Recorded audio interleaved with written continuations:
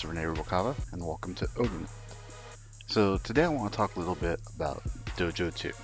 So I recently had a couple of questions come up about being able to use Dojo2 with the ArcGIS API for JavaScript, and you certainly could start using it right now. You can use Dojo1 and Dojo2 right next to each other in the same application. It's just remapping where the modules get loaded and deciding what it is that you want to do. So first off, let's talk a little bit about what's coming with Dojo2. So if you go to github.com/dojo, you're going to find the repositories for the Dojo toolkit and all the stuff coming up in Dojo2. So there's quite a bit in here. They have the typings in here for Dojo1, you can see, but in here you're going to see stuff like app package, which is an application framework for Dojo2, data stores for Dojo2, routing, I18N. There's some examples in here you can go over as well, which are kind of cool. And you have like Dojo Core, and there's a few other things in there. You can find out more information about the Dojo project itself and Dojo2 stuff on the meta repo. So if you go to the meta repo here, there's going to be information about how you can contribute. You have to get the sign up to be able to do the contributions, a style guide, and it talks about the technologies that are dependent, that Dojo2 is dependent on. Now, one of them is for their widget implementation. Currently Dojo1 has the digit library, and for the Dojo2 widgets, the way they're going to make them, they're going to be using Maquette.js. So Maquette is very similar to React in terms of even how it's built, and it uses ArcGIS 5 for the observables, uses Immutable.js for the collections, so you can get this nice VDOM with immutable state implementation. We're not going to cover that today. Maybe I'll cover that later down the line because it's a very neat project and a way that they're doing the widgets. I really like it a lot. But what we do have here is that the one big difference you're going to notice for Dojo2, which is different from what was done with Dojo1, is that everything now is a package. And they've really done a lot of work to kind of break out parts of the Dojo platform into these different packages. So remember, the difference between Dojo and all the other frameworks and everything out there is that Dojo is not a framework, essentially.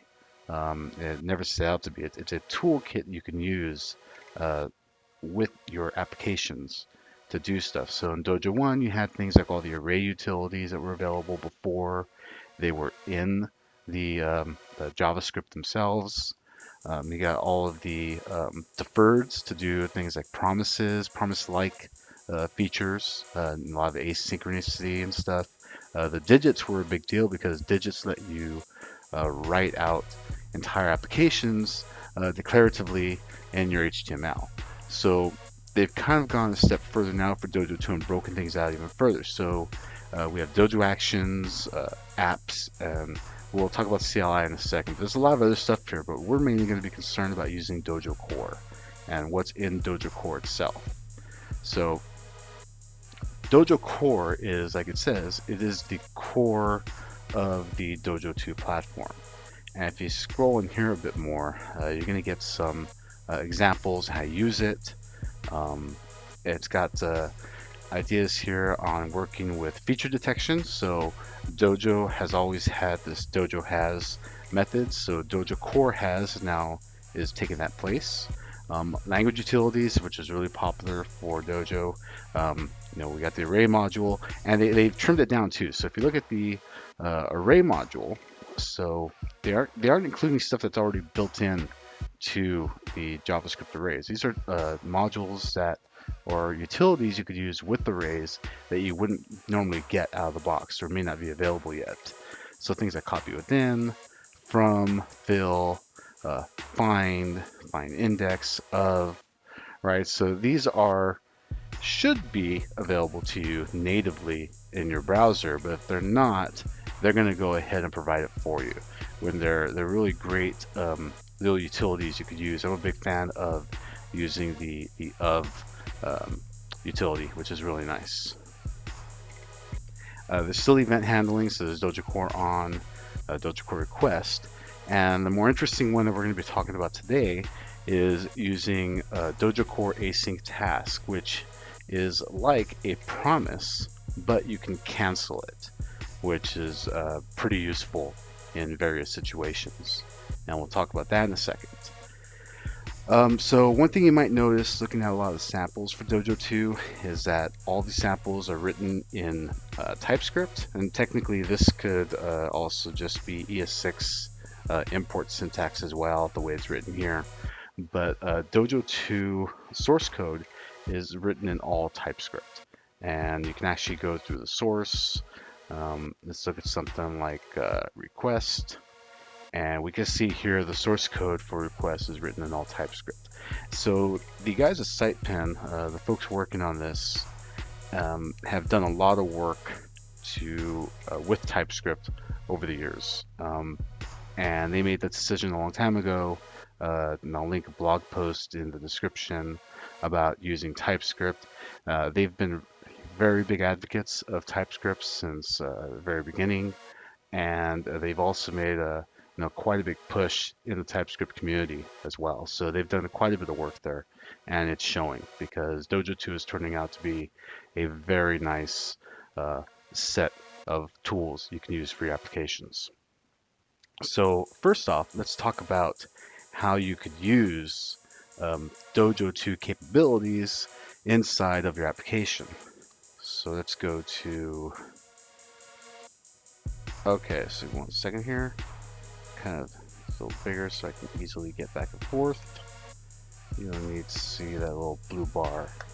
Okay, so what I have here is a sample application that I took from the ArcGIS, from the Esri's GitHub repo, the JS API resources repo. This is the Dojo build sample for 4.0 that is available in there. So it's a very simple application. All I did is I added a button to this application that's going to add a layer. Now, I also went ahead and I installed the Dojo2 modules in my application via npm. So actually I don't need Dojo Compose, so I can remove that. But I installed Dojo Shim and Dojo Has because they're both part of the dependencies for Dojo Core. So Dojo Shim's in here, for example, if you want to use Dojo Core async promise, it will give you a shimmed promise if promise is not available for you in your browser. And it does that, I think, in a couple other places as well. So I installed those two, and they both get installed into my node modules. And if I come down here, my node modules, I've got Dojo Core. And the reason I installed it via npm is because it'll automatically go ahead and give me the JavaScript output for each of these. So something like has, so here's has.js in here. So that way I don't have the raw TypeScript files and need to bother trying to compile them in the compile step myself for my application. So that's the benefit of installing them via npm here. And they are served out as UMD modules, which means that they could be used in a common JS environment or an AMD environment, which is what I'll be doing here. And then I just need to set up my Dojo config to be able to point to those. So I have created a namespace called Dojo Core. I'm going to point to the node modules Dojo Core, same for Dojo Has and Dojo Shim. All right, and now we're good to go. And I'm going to use the Dojo loader to do this. So I'm not using the new Dojo loader that is part of Dojo2. Don't get confused there. Okay, so I've got a main.js file here.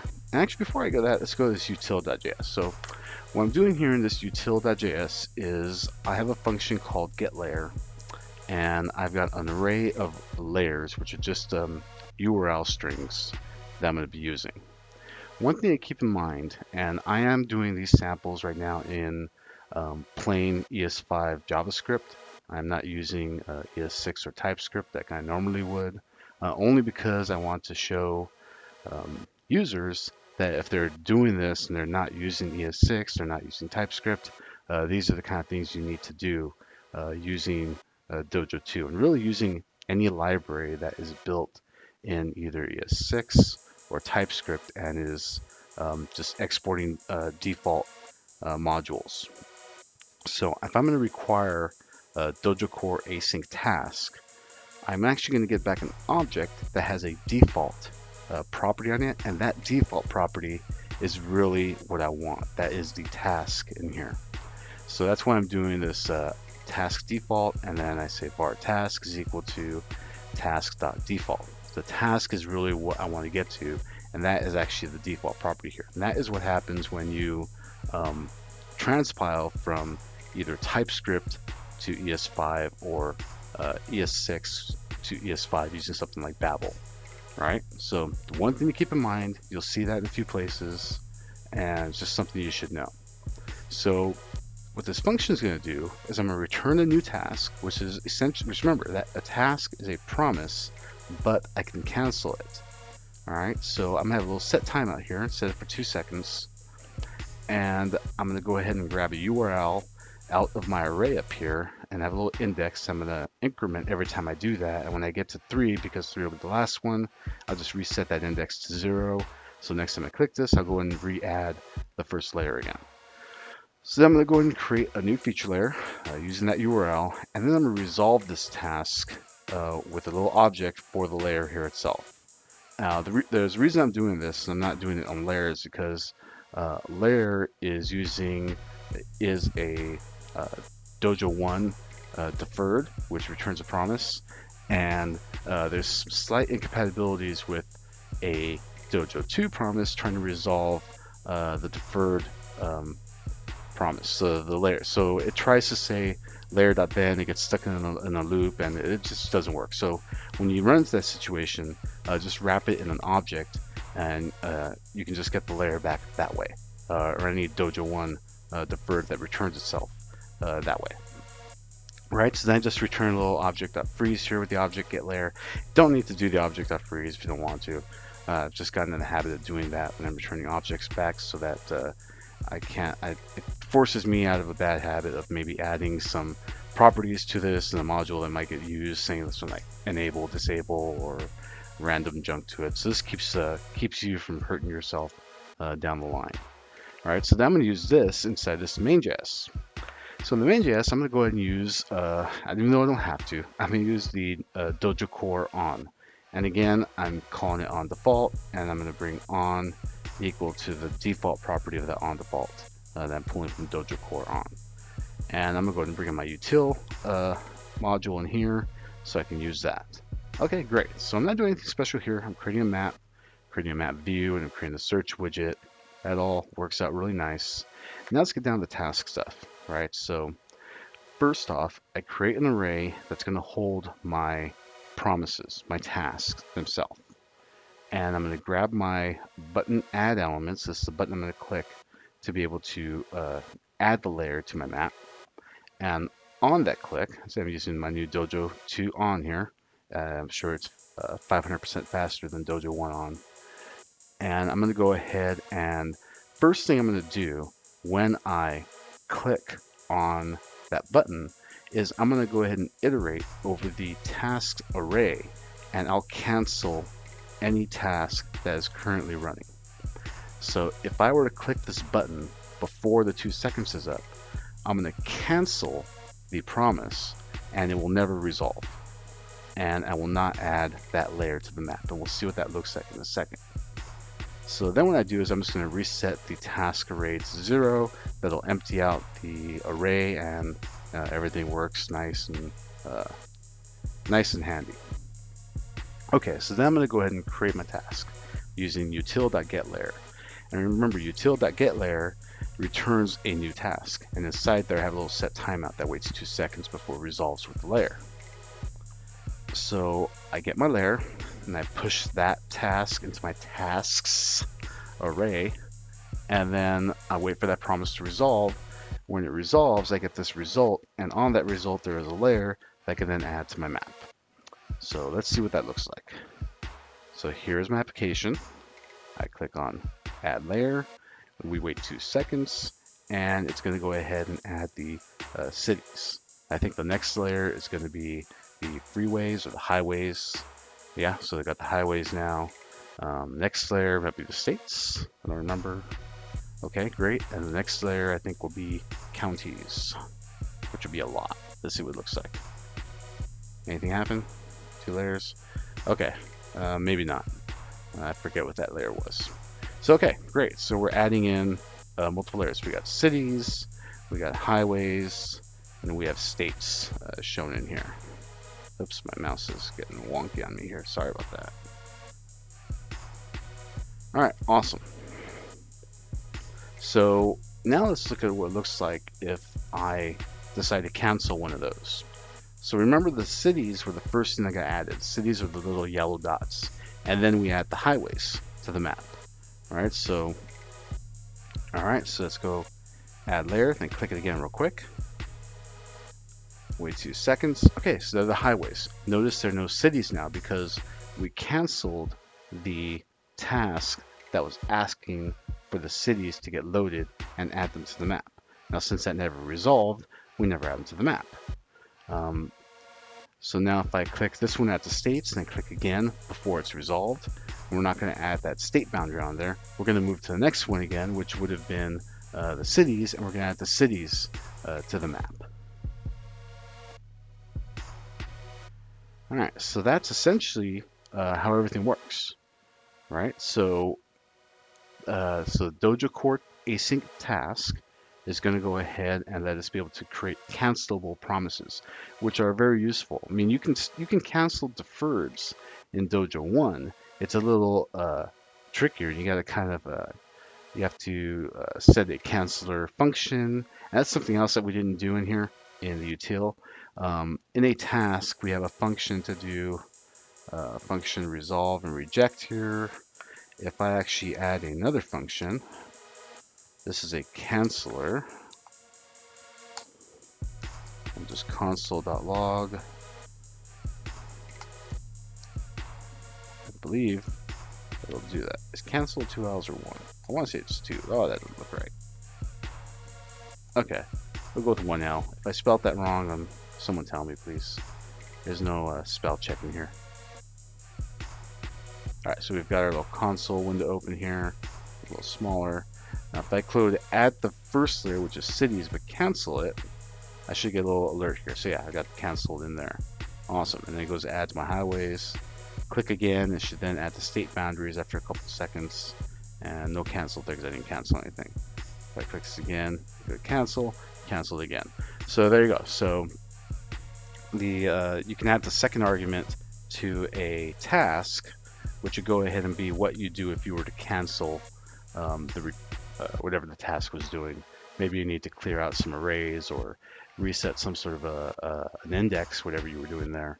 Lets you go ahead and clean up in case you cancel the task, which is very useful. So, of course, the next question that comes up is, okay, can I build this using the Dojo 1 build tools? And the answer to that is kinda, I guess. It does. I tried it out, and it did work. I did have slight issues with a couple of modules, and they were in Dojo Core. So Dojo Core request, Dojo Core request will call, it will load either Dojo Core request XHR or Dojo Core request node, depending on the environment that you're in. Now, when the Dojo build tool tried to copy over, or actually tried to build and minify the Dojo Core request node module, it kept crashing, well, not crashing, but it kept erroring out because it was trying to load the HTTP and HTTPS node modules, which are not available in the browser environment, and they're not available in the Dojo Core library or Dojo Core modules at all. So that kept causing error and causing my build to fail. I couldn't figure out how to fix it exactly. I mean, well, the only way I could fix it was to completely ignore it in my trees property. for the module in my packages in the Dojo build tools. That was the only way I could do it. I couldn't figure out how to do it. I tried copy only. Copy only didn't work for me. So I don't know exactly how to fix that particular issue so that it doesn't crash my build without completely ignoring it. I even tried setting my static has features in here to host node 0. That didn't do what I expected. Well, it didn't keep it from trying to resolve the module as it was building it. All right, so there may be a way to do that with Dojo 1 build tools, but I'm not 100% sure. The other issue I had was this. I tried to map it in here. So Dojo Core main tried to load async timing, which is located inside of Dojo Core async timing. And the error I got was Dojo Core main cannot resolve module async timing. So I tried to create this little map to be able to do it, and that didn't work. I don't know why. Maybe paths would work. I didn't try paths to reset that. But yeah, that caused me some issue there. And again, I just totally ignored it in here under the trees module. So that's not the best way to do it. I know that, but it did get my build working, and it still did work. So if I were to change this to the built repo, which loads a lot faster, and click add layer, it's still going to go ahead and work just as I expect it to. So there was no problem there. It actually does run once I forced the build, but I couldn't figure out how to get the exact build bit working. So that's it for now. I just wanted to show how you could use the Dojo2 features inside of your ArcGIS API application, which is using Dojo1 as its toolkit. And next time, what I'll be talking about is trying to integrate the Bower repo for the ArcGIS API for JavaScript into a Dojo2 application, the other way around, using its tooling, using the Dojo CLI. So there is a CLI tool that is being worked on for Dojo that will scaffold a Dojo2 application for you. And it's pretty neat. It's kind of cool. And I'll talk about that later. So try out Dojo2 stuff, see if there's anything in there you like. I'll try and cover some Dojo Compose stuff as well when I cover the CLI. Compose is pretty awesome. I'm a huge fan. I like it. So I'll talk to you guys later. Thanks.